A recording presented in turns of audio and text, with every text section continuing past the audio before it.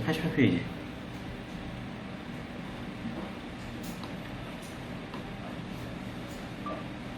여러분 봐봐요.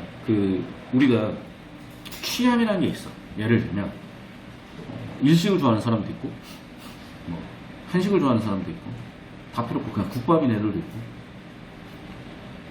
근데 게임도 마찬가지야. 뭐 노를 좋아하는 애들도 있고, FPS를 좋아하는 애들도 있고, RPG를 좋아하는 애들도 있고, 닌자씨들은 뭐 그렇게 리니지 좋아하고. 무슨 얘기를 하는 거냐면 문학에 대해서 얼마나 아냐는 거죠. 문학에 대해서 모르는데 문학작품을 푸니까 풀리겠냐는 거예요. 문학에 대해서 모르는데 문학작품을 풀면서 자기 관점으로 보는데 풀리겠냐는 거예요. 기본적으로 소설이라는 건 원래 이런 거예요. 그러니까 이 원래 이런 소설을 어떻게 처리할 건가를 배우는 거지. 그러니까 자꾸 자기 스스로 이해하려고 그러고 자기 나름대로 이해하려고 하는데 이게 굉장히 매몰 비용이 크고요. 그러니까 확률이 좋은 방법이 아니에요, 사실은. 그런데 솔직히 말씀드릴게요. 확률적으로 여러분 주변에 여러분보다 똑똑한 사람이 있을 확률이 되게 낮아. 왠지 잘 생각해요. 자, 솔직히 여러분이 그래도 나 공부 좀 하면 1, 2등급 나온다고 생각을 하잖아. 1등급 상위 4%, 2등급은 상위 10%잖아. 정확하게는 4%, 7%니까 4%, 11%. 야, 그럼 여러분 100명 중에 많아야 11명이에요. 2등급이라고 해봐야. 근데 내가 2등급도 뭐 평균 2등급만 치면은 한 100명 중에 8명, 7명이야. 나보다 똑똑한 애들이. 자, 좀 더 들어가 볼게요. 한 반이라고 치자. 요즘 한 반 20명 정도밖에 안 돼. 이미 느낌 왔죠? 나보다 똑똑한 놈은 한 놈 있을까 말까야. 그 얘기야. 너희가 수능 치러 가면 보통 24명이에요. 24명 중에 1등급 상위 4% 많아야 1명이야. 2등급 많아야 1명이야. 무슨 얘기인지 알겠어요? 너희가 시험장에 수능 치러 가잖아. 너희가 제일 똑똑하다고, 보통. 그 얘기는 무슨 얘기예요? 인생 살면서 대부분의 경우 여러분부터 좀 모자란 사람들을 만나게 된다니까. 그럼 어떻게 돼?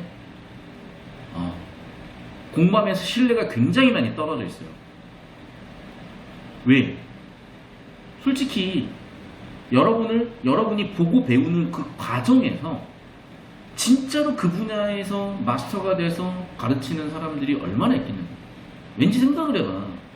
우리 잼민이 때 뭐 축구 교실이나 태권도 교실 많이 다니잖아. 그치? 야, 솔직히 내가 태권도 잼민이들 가르치면 가르쳐. 내가 축구 잼민이들 가르치면 가르친다니까. 그 느낌이야. 근데 내가 만약에 고등학교 축구 선수 가르칠 수 있겠어요? 고등학교 태권도 선수 가르칠 수 있겠어요? 그 얘기야. 근데 내가 고등학교 태권도 코치야, 감독이야. 애들이 나한테 태권도 배우겠냐? 알아서 하겠지.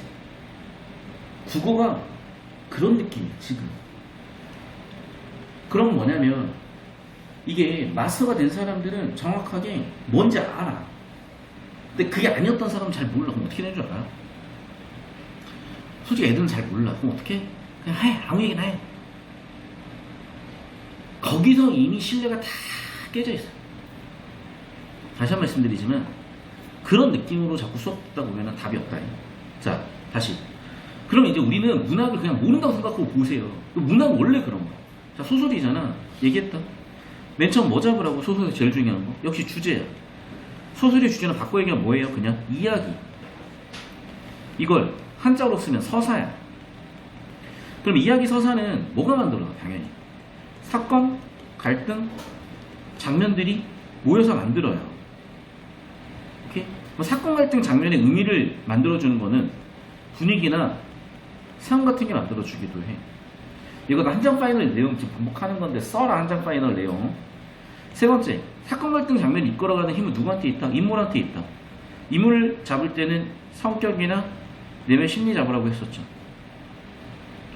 그리고 특이하거나 또는 주제의식에 연결이 되는 소재나 개념 같은 것도 낸다. 전개방식 특이한 것도 낸다. 라고 얘기를 했을 거예요. 자, 그리고 이제 중요한 거. 초반부에 소설 구성해석 요소가 뭐라고 배웠냐? 구성상 요소가 인사배야. 소설 해석 요소는 주제 구성 문체요. 인사배 세팅하고 가라고 그랬죠. 자, 두 번째 팁은 뭐였냐면 인물이 너무 많은 경우에는 주인공 잡아, 주인공 서사 잡아. 그러면 돼. 결국에는 주동인물 서사가 글의 주제니까요. 자, 그럼 이 정도 여기도 마찬가지야. 벌써 인물 나와. 젊은이 동그라미, 사내 동그라미. 밑줄. 새를 사주지 않는 데에 대한 원망의 기색은 손톱 넘고도 나타내지 않았다. 자, 봐. 그러면 이미 인물과 상황 세팅됐어요. 자, 그럼 봐봐. 여러분이 여기서 명확히 보고 싶으면 빨간색 펜 들어보세요. 그리고 자, 젊은이는 에다가 크게 S, 나타내지 않았다에 크게 서술어 V, 사내가부터 가로로 묶고 작은 S 사내가, 새를 사주지 않는데 작은 서술어 V, 대까지 묶어. 그럼 보이죠? 뭐 암기 문장, 아는 문장, 신텍스 구조는 나중에 제가 특강으로 잡아드릴 테니까 그렇게 보시고, 두 인물이야. 젊은이가 있고 사내가 있어요. 사내는 새를 사주는 사람이고 아마 젊은이 새를 파는 사람이겠죠. 무슨 얘기를 하고 싶은 걸까? 파란색으로. 그는 동그라미. 될수록 사내가. 그는 누구야? 젊은이죠? 젊은이는 화살표. 우리가 영어 지칭 추론 문제 풀 때 이런 식으로 화살표 같은 거 하잖아. 지시어들, 인물들. 똑같이 해요. 근데 어떻게 한대? 난처해질 소리들만 골라 그를 괴롭게 몰아붙이는 것이었다. 잘 들어. 소설이라는 게 되게 사실주의 소설이라서 보고 있으면 되게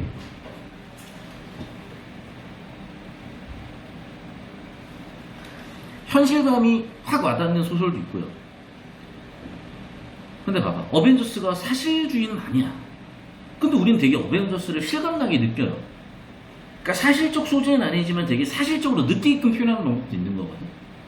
그런데 예전에 이제 김수현 주연이 김수현 군대 가기 전에 망했던 영화 있어. 이름도 아직도 기억이 나. 뭐였지? 있어, 아무튼. 근데 되게 몽환적인 묘사를 하는 그런 영화였거든. 예를 들면 이런 거예요. 되게 비현실적인 소재를 비현실적으로 풀어내기도 해. 예를 들면. 예술은 그런 거예요.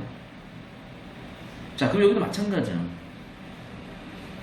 새를 사준다, 안 사준다가 되게 중요한 사건일 수도 있겠지만 이걸 통해 뭔가를 함축적으로 표현하려고 했었던 것일 수도 있죠. 더 읽어볼게요. 그리하여 세모, 결국은 세모, 산의 동그라미 있죠. 스스로 견디지 못하고 가기를 떠나게 하려는 것이다. 그럼 이미 상황 세팅이 된 거야. 즉, 사내가 새를 사든 말든 젊은이는 새를 파는 사람 같은데 그런 거 모르겠고 사내를 좀 꺼지게 하고 싶은 거야. 사내를 난처하게 만들고 싶은 거야. 그럼 나오죠. 옆에다 써. 젊은이 땡땡 새 판매 화살표 사내 새 구매. 일단 이게 1차적인 관계야. 2차적인 관계는 뭐냐? 젊은이 화살표 사내 난처하게. 그러면 가장 핵심적 정보 나온 거야. 인물 젊은이야 사내 성격 새를 판매하는 사람 구매하는 사람 내면 심리나 사건 갈등 젊은이가 사내를 난처하려고 해. 그렇죠? 그러면서 슬래시에서 들어갔죠. 지금 하이픈에서 들어갔죠. 아드님을 기다리신답니다. 아드님이 시골에 궁전을 지어놓고 영감님 모시러 오시는 중이랍니다. 자, 뜬금없이 궁전은 뭔 소리지? 봐. 지금 이 얘기는 누가 누구한테 한 얘기겠어? 그는 때때로 새를 사러 들어온 손님을 상대로 해석까지 그에다 동그라미 이렇게 얘기한다는 거야. 밑줄 무참스럽게 비웃고 무안을 주었다. 옆에다가 내면 심리 의도. 즉, 그 위쪽에 있는 하이픈, 그 아래쪽에 있는 하이픈은 새 판매하는 젊은이, 즉 그의 대사였고요. 그는 사내를 이런 식으로 주변 사람들한테 얘기를 하면서 되게 무시하고 비아냥거리는 거겠지. 아, 저 그지같이 인간이? 아들은 저 잘 둬가지고 저기 뭐 어디 시골에다가 궁전 같은 거 지어놓고 기다리는데요. 이런 식으로 비꼬는 거야. 아, 아드님 어디 오셨을까? 아, 저기 고개만큼 왔네. 아이고, 영감님은 날만 살려고 행복하시죠? 비꼬는 거야. 어떤 느낌인지 알겠죠? 그러니까 봐봐. 선생님 그걸 왜 이렇게 썼나요가 아니라 그건 네가 못 읽는 거야. 네가 문학을 못하니까 고득점이 안 나오는 거라고. 이걸 그렇게 읽어내는 연습을 해야 되는 거야. 우리가 학교 문학 수업 시간에 정말 좋은 선생님 만나서 실력의 선생님 만나서 잘 배웠을 수도 있어요. 근데 그건 둘째 치고 어쨌든 간에 여러분이 그렇게 못 읽는다는 거는 점수가 좋게 나올 수가 없으니까 당연히 문제인 거고, 지금 이 수업을 통해서 잘 정리해 보시라고. 제가 볼게요. 사내는 동그라미, 그러나 동그라미, 그런 젊은이의 밑줄, 비웃음 안 한 걸 기색이 조금도 없었다. 내면심입니다. 이렇게까지 비아냥거리는데도 새를 사러 오네? 왜? 새가 뭐길래? 그러면 이제 되게 중요한 게 결국엔 새라는 소재인 거야. 자, 형광펜으로 첫 줄에 새, 그리고 중간에 보면요, 아까 위에 하나, 둘, 셋, 넷, 다섯, 여섯, 일곱 번째 줄 새, 사로 왔다. 새, 기억 다음에 계속해서 볼게요. 그는 젊은이의 공부하기에 할 말이 전혀 없는 사람처럼, 야, 여기 있는 그는 누구야? 사내죠. 즉 새를 구매하는 사람이죠. 그러니까 봐봐, 아마 이 작품을 질문한 친구들은 인물이 헷갈렸을 가능성이 있어요. 봐봐, 빨간색 편 한번 들어볼게요. 자, 맨 처음에 S 주어라고 썼던 젊은이에다가 샵 넘버 1, 산이에다 샵 넘버 2, 두 번째 줄 1-2, 그는에다 1-2, 그리고 다섯 번째 줄 아드님에다가 샵 넘버 3, 그 아래 손님에다 샵 넘버 4, 그리고 그 아래 효자에다가 샵 넘버 3-2, 그 아래 기억 다음 줄에 그에다가 샵 2-2. 보이죠? 지금 인물들 표현하는 방법만 하나, 둘, 셋, 넷, 다섯, 여섯, 일곱 가지가 나와요. 헷갈릴 수밖에 없는 거지, 그러니까. 그러니까 인물이 이렇게 복잡하게 튀어나올수록 주인공을 세팅해야 돼. 주인공은 걔 두 명이에요, 지금. 젊은이와 사내. 새 판매하는 사람, 새를 구매하는 사람. 둘 사이의 갈등. 그런데 젊은이는 그 새 구매하는 사람도 손님은 손님일 텐데 굉장히 비아냥거리고, 반면에 그 사내는 신경도 안 써. 무슨 얘기를 하고 싶은 거지? 이거 볼게요. 젊은이가 전 그를 못 견디게 외도하고 들 때면 차라리 아유 그렇지 하고 가버린다는 거예요. 반응이라고 써표현을. 그러니까 젊은이는 사내한테 계속 시비를 거는데 사내는 아마 나이 든 사람이겠죠. 그러니까 젊은이라고 표현했을 거고 아들 있다고도 했을 거고 하면서 가버린다는 거예요. 무슨 얘기를 하고 싶은 거지? 하면서도 좀처럼 새 가게를 떠날 생각을 안 해요. 잠깐만, 새 가게를 왜 안 떠날까? 새에 대한 형광펜 밑줄 치고 있죠? 그러면 슬슬 우리는 의문이 들어야 되는 거야. 이렇게까지 무시를 당하는데 왜 안 떠나고? 그에겐 아직도 할 일이 남아있었다. 딱 보이죠? 여기서 끊어. 그에겐 아직도 할 일이 남아있었다. 위에다가 샵 넘버 1, 그 아래 샵 넘버 2. 그러니까 즉 장면이 이제 넘어가는 거예요. 왜? 봐봐. 지금까지는 젊은이가 사내한테 굉장히 핍박을 해. 사내는 거기에 크게 대꾸 안 해. 그럼 우리가 보기에는 왜 저렇게까지 하는데 가만히 있지? 그 의문이 들었을 때쯤 대답을 해주죠. 왜? 할 일. 형광펜으로 할 일에다 형광펜 해주죠. 그 아래 모두 새를 사야, 그 아래 모두 한 마리씩 새는 살 수 있어요. 아직도 가막선에 남아있는 친구들 형광펜 해주죠. 이거야. 보였죠? 즉, 이 사내가 보기에는 감옥 안에 있는 친구들의 모습과 새장 안에 갇혀있는 새의 모습이 겹쳐 보이는 거야. 그래서 감옥에서, 물론 요즘은 감옥이 이제 못된 짓거리 하고 진짜 깜빵 갈 놈들이 깜빵을 가지. 근데 일제시대 감옥 생각해봐. 누가 깜빵을 갔겠어요? 프랑스 혁명 시절에 깜빵을 생각해봐. 누가 갔겠어? 누가 갔겠니? 물론 그때도 도둑놈들, 사기꾼들 갔겠지. 근데 생각을 해봐. 사회가 그렇게 혼란스러워. 혁명 시절이야. 오히려 그럴 때는 그런 강력범죄 잘 안 일어난다고 그러더라고. 그럼 거기 들어가 있는 사람들은 누가 맡겠어요? 정치범들이 많죠. 독립운동 해오셨던 분들이 많겠지. 그런 얘기일 것 같아, 나는. 이해됐어? 왜 깜빵 안에 있는 친구들을 걱정한다는 건 상식적이지 못하잖아. 왜 이런 얘기를 하는 걸까? 아마도 그런 시대적 배경이라고 우리가 이해를 해볼 수 있는 거죠. 사이코패스는 아니니까. 그럼 이유가 나온 거지. 옆에다 씁시다. 아마도 철창 안의 새와 자유 억압받는 사람들 일치, 물음표. 이 얘기인 거야. 어떤 느낌인지 아시겠어요? 우리가 만화 영화 보면은 만화 영화 굉장히 이런 시사 풍자적이기도 해. 그러니까 심슨 뭐 이런 거 보면요 되게 잘 비꼬놨어. 왜냐면 대놓고 해버리면 너무 적나라하면 너무 감정적이 될 수도 있고 너무 명예훼손적이 될 수도 있으니까 쟤는 누가 봐도 A라는 사람이야, 쟤는 누가 봐도 B라는 사람이야. 그런데 만화 영화 속에 나오면은 비슷한 듯 안 비슷한 듯 하면서 알 사람들은 알잖아요. 그게 문학의 효과고 영화의 효과고 예술의 효과인 거야. 여기도 마찬가지인 거죠. 그러니까 대놓고 야 정치범들 석방해라고 권력자한테 얘기하면 나는 뒤진 목숨이야. 그 뭐라고 하는 거야? 이런 소설을 쓰는 거지. 그러면 알만한 사람들은 이럴 수 있는 거죠. 무슨 얘기인지 알겠어요? 왜냐면 어쨌든 지금이야 우리가 못 느끼지. 야, 지금은 그냥 내가 봤을 때 이 정도면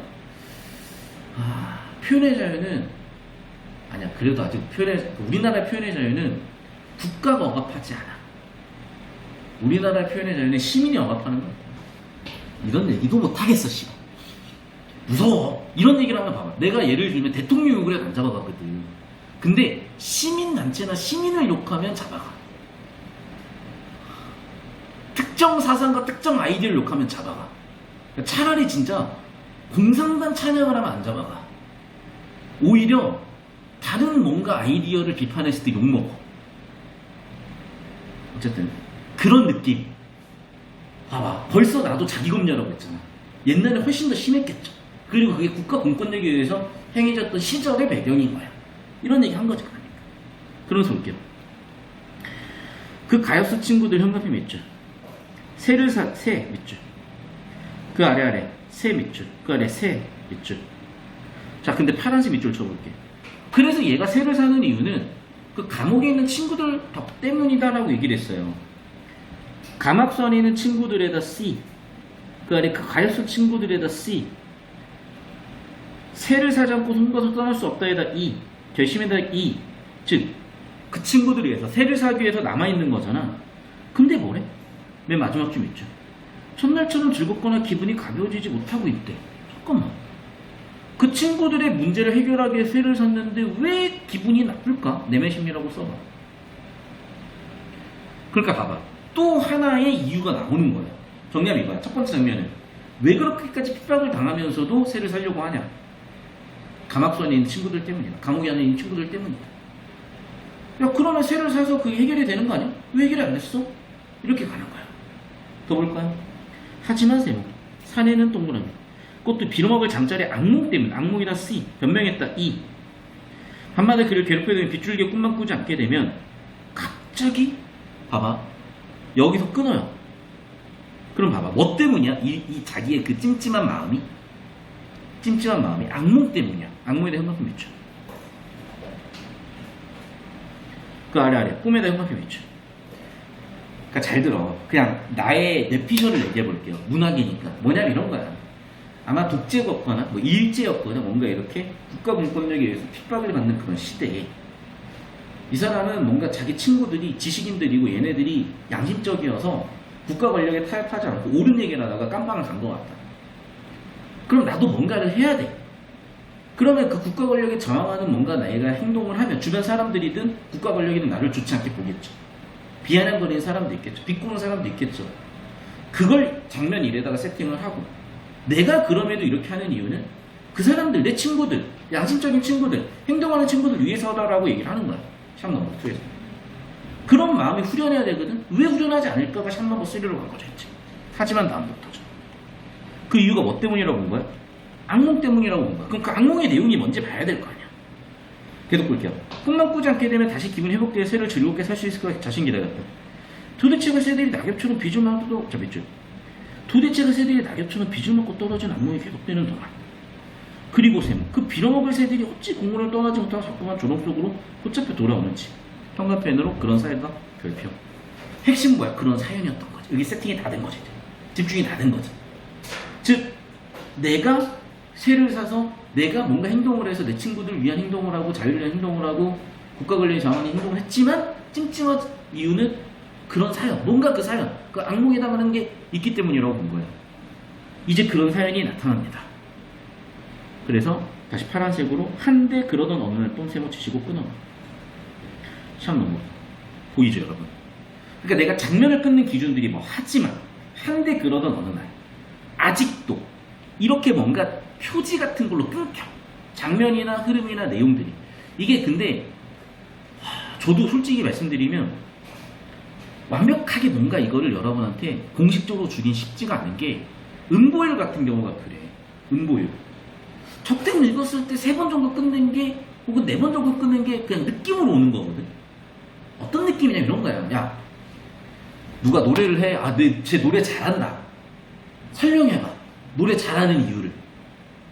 설명할 수 있지. 야 박자가 잘 맞아. 음정이 좋아. 고음이 잘 올라가. 박자를 잘 쪼개. 소리를 잘 내. 뭐 그런 게 있을 거 아니에요. 야 소리를 잘 내는 게 뭔데 그럼? 아 환장하는 거지. 근데 분명히 그 영역에서는 나름의 선이 있고 나름의 룰이 있고 나름의 원리원칙이 있는 거야. 얘도 마찬가지야 사실은. 그래서 보다 보면 보여요 이게. 안 보려고 하면 안 보이지 당연히. 근데 보려고 하다 보면 보인다니까. 확증편향이 항상. 자 현관펜으로 이상스러운 일에다 별표. 그래서 그런 사연이 그 이상스러운 일이야. 그러니까 알고 보니까 뭐야? 얘가 새를 사서 풀어줘봐 이것들이 결국 다시 잡혀오는 거야. 즉 무슨 얘기야? 내가 자유여갑되고 핍박받는 사람들에서 뭔가를 해도 그 사람들은 결국 다시 자기 굴레 속에서 살고 있는 거야. 그런 이제 스토리를 새를 사서 풀어줬는데 다시 잡혀오는 그런 스토리로 치환해서 표현한 거지 사실. 그래서 프랑스 팬들 사내는 동그라미 노숙자예요. 밑에서 두 번째 줄. 이번에 꿈이 아니었다. 현관펜으로 꿈에다 밑줄. 그리고 아까 샵 넘버 3 꿈의 세계 꿈으로.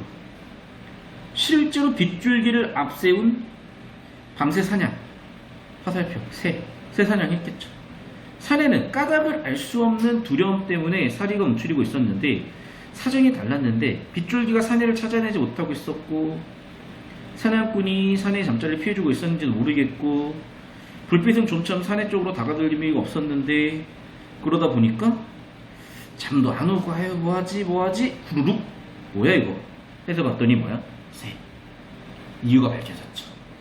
내가 아무리 세상에 새를 사서 꺼내서 풀어줘도 새들은 불빛 보고 다시 달려들어서 잡혀 들어오는 거야. 그게 그런 사연이었던 거죠. 이해됐습니까? 그거야. 어떤 느낌인지 알겠어? 내가 이 뒤쪽을 안 읽어버리는 이유는 그 내용을 묘사해놓은 것 뿐이니까 읽어보면 알겠지. 정답이 이거예요. 새를 사는 사내를 젊은이가 굉장히 핍박하고 못살게 굴어도 사내는 아랑곳하지 않고 자기 할 일에. 왜? 감옥 안에 있는 친구들 때문이래. 아, 새를 사서 풀어주는 행위가 억압받는 사람들을 풀어주는 행위랑 동일시한다면? 야 그러면 자기가 그런 원하는 일을 하고 옳은 일을 하는데 기분이 좋아야 되는 거 아니야? 왜 찝찝하지? 샵 넘버 3 그런 사연 때문이래. 악몽 때문이래. 뭐였던 거야? 풀어줘봐야 다시 잡혀 들어오는 거야. 불빛 보고 어리석게도 끝. 이거예요. 그걸 이렇게 소설로 표현해놓은 거야. 어떤 느낌인지 알겠어? 솔직히 이해가 안 돼요. 그러면 답이 없다니까. 왜 답이 없냐면 이런 거야. 그거랑 똑같은 얘기는 뭐냐면 축구가 뭐가 재밌어? 야 노래 뭐가 재밌어? 노를 안 해봤고 노를 할 줄 모르면 재미없겠지. 축구를 볼 줄 모르면 재미없겠지. 여자친구랑 야구장 가면 여자친구가 재미있겠냐고요. 여자친구랑 백화점을 가야 재밌겠지. 똑같은 거야. 똑같은 거라고. 근데 우리는 어쨌든 문학 문제 풀어야 돼요. 이 느낌을 잡으라고 제발. 아시겠죠? 자 오른쪽 40번 서술상의 특징. 자 보세요. 글의 주제가 그럼 인물 간의 갈등 긴장감이 초점이냐는 거예요. 주제냐는 거예요. 샵 넘버 1에 일부 나와 있을 뿐인 거죠. 인물 간의 긴장감 밑줄 샵 넘버 1 일부라고 했어. 그럼 이게 주제가 아니기 때문에 옆에다 써 주제 아웃. 얘가 정답될 가능성은 되게 낮아. 두 번째 장면 전환에다 C 긴장감에다 E. 이게 되게 어려운 거예요 사실은. 왜? 일부만 떼서놓고 보면은 아니 선생님 그 젊은이랑 사내랑 지금 갈등하잖아요. 맞아. 샵 넘버 2, 3 이렇게 장면이 계속 바뀌네잖아요. 맞아. 그럼 두 사이 긴장감 고조되는 거라 볼 수 없나요? 있어. 그럼 일본은 맞는 거 아니에요? 선제 하나는 OX 아니라고. 그러니까 일본도 떼놓고 보면 맞을 수 있으나 가장 정답인 거 찾거나, 봐봐, 가장 적절한 거잖아. 가장 정답인 거 찾으라 그랬고, 우리는 기본적으로 이 문학작품의 설계를 보면요, 출제 의도를 보면요, 일단 주제 구조 잡는 게 초점이야. 주제가 일본은 아니잖아. 그럼 일단 스킵이에요. 출제자가 그렇게 세팅을 한 거야. 일본에서 낚으려고. 근데 주제 아니지? 주제 찾아봐? 이런 거야. 2번 보자. 병렬적 배치하여. C, 세모. 특정 사건 부각. E, 봐봐. 특정 사건 부각은 맞아. 그런 사연이 되게 중요한 거니까. 형광펜으로 특정 사건에다 별표 옆에다가 써요. 그런 사연. 이거 되게 중요했잖아. 악몽 내용, 꿈 내용. 되게 중요한 사건이야. 핵심 서사예요. 핵심 사건이야. 근데 중요한 게 병렬적 배치냐, 현재 과거의 병렬적 배치냐는 모르겠다. 넘어가요. 3번 선지. 추리 과정을 통해 특정 사건의 의미. 자, 봐봐. 인물이 동그라미. 누구겠어, 당연히. 사내겠죠. 추리 과정. 샵 넘버 1, 2, 3 물음표. 특정 사건 몇 줄. 그게 뭐야? 그런 사연. 그나마 이게 제일 비슷해 보이긴 해. 4번 선지 볼게요. 생동감이요. 봐봐. 대화 이쪽, 대화? 잠깐만. 한쪽이 일반적인 대사인데 대화라고 볼 수는 없나? 듣긴 들었잖아. 그러니까 자꾸 뭐 대화, 대화체, 독백, 독배체, 방백 이딴 데서 걸릴 게 아니라고. 여러분, 4명 생동감 있게 표현해서 여기서 뭐 할 거냐고. 그런 사연이 중요한 건데. 그 특정 사건이 중요한 건데. 그래서 2번의 특정 사건, 3번의 특정 사건 같은 몇 줄. 별표. 5번도. 공간적 배경 세밀하게 묘사해서 뭐 할 거냐고. 그러니까 정답이 돼도 2, 3번 중에 돼야 된단 말이에요. 어떤 느낌인지 아시겠습니까, 여러분? 오케이? 자, 계속해서 41번. 그러니까 2, 3번 좁히고 발제도 가라는 얘기야, 가도. 그러면 2번 같은 건 안 보였겠지, 아마. 3번 같은 게 좀 더 될 수 있겠죠. 선생님 잘 모르겠어요. 모르겠는 게 아니야. 잘 봐봐. 지금 샵 넘버 2, 샵 넘버 3에서 어떤 사람의 내면 심리 얘기하잖아. 그게 주인공. 사내잖아. 맞죠? 그럼 사내가 무슨 일이지? 라고 추리해, 안 해? 해, 안 해? 하잖아. 왜? 뭐가 찜찜한데? 뭐지, 이거? 그거잖아요, 지금. 이해됐어? 계속 볼게요.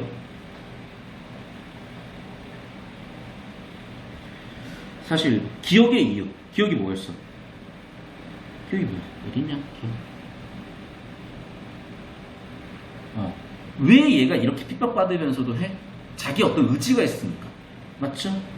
1번. 의지가 있으니까. 뭐요? 3번이네. 심지어 우리가 CE 잡은 게 이거잖아. 샵 넘버 2에서 CE 잡은 게 이거잖아요. 옆에 갔어? 구조. 주제. 됐죠?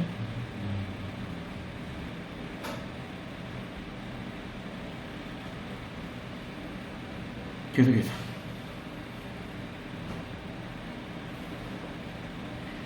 자, 42번 볼게요. 보기 쭉 한번 읽어보세요. 폭력적이고 억압적인 세계에 맞서 정체를 드러냈다. 부정해야 한다. 쭉 얘기했어요. 오케이, 알겠어요.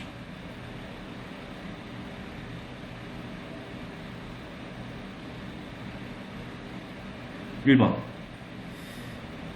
이게 공원 숲속 훑어대기 시작하는 전집이 만들어지고 있다? 공감 못하는 사람은 못해요. 근데 세입장에서는 굉장히 무섭지 않겠어? 그렇죠? 옆에다가 써? 세입장. 폭력적 업적인 세계다 박스. 2번 선지. 아하, 인간의 모습에다 박스. 돌아오는 새에다 박스. 될 수 있죠, 그러면? 내가 아까 읽었던 그거잖아. 3번 선지. 현재 공간이 부정적이다 박스. 밤새들이 낙엽처럼 엄청 휘날리는 장면 상황. 될 수 있을 것 같은데 좀 뭔가 맥락이 다른 것 같기도 하고요. 4번 선지. 분노 내면 심리라고 써. 잠깐만. 지금 사내는 분노하고 있니? 아니면 오히려 두려워하고 아이고 딱한 녀석아 라고 안쓰러워하고 있니? 그렇죠. 분노 X. 뭐야 이건? 안쓰러움과 새에 대한 안쓰러움과 플러스 뭐야? 두려움이죠. 4번이네. 아, 역시 내면심이 똑바로 나오면 보이는구나. 보이죠? 즉 41번 같은 경우에는 서사, 구조, 사건의 인과 이런 구조 처리를 해줬을 때 정답이 보이는 거고, 40번은 주제 잡았을 때 보이는 거고, 42번은 내면심리 잡았을 때 보이는 거죠. 현관펜으로 다시 한번 체크해보면 주제 잡아라 그랬고, 서사, 구조, 사건, 인과 잡으라고 그랬고, 내면심리 잡으라 그랬고, 역시나 정보가치 높은 내용 위주로 처리해줬을 때 되게 편해지는 문제죠. 43번 그래, 그런 사연에다 별표.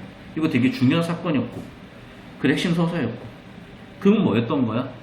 새들이 잡혀왔던 거죠. 그럼 봐봐, 이 보면 이 영문자 이를 보면 분별 없는 행동 때문에 잡혀왔잖아.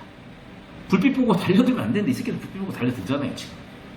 그 다음에 D는요, 그렇지, 숲속의 불빛이 얘네들을 지금 잡아드는 불빛인 거고, C는 뭐냐?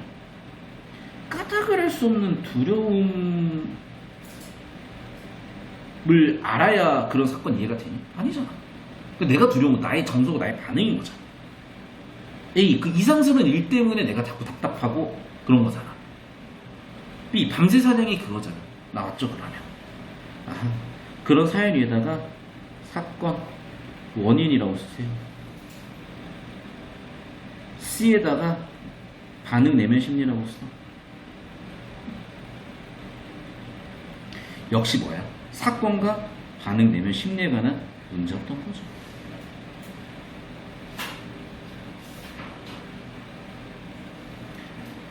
이해됐습니까? 이 작품, 이 풀이를 통해서 뭔가 좀 소설 작품 바라보는 관점이 선정했으면 좋겠어요. 왜냐하면 이렇게 안 읽으면 소설 이해가 하나도 안 돼. 뭐 씨발 새를 잡는다는 거, 새 판다는 얘기야. 저기 동성로 보니까 패션 많던데 그런 거 얘기하는 건가? 이러고 있으면 터지는 거지. 그 얘기 전혀 아니잖아 지금.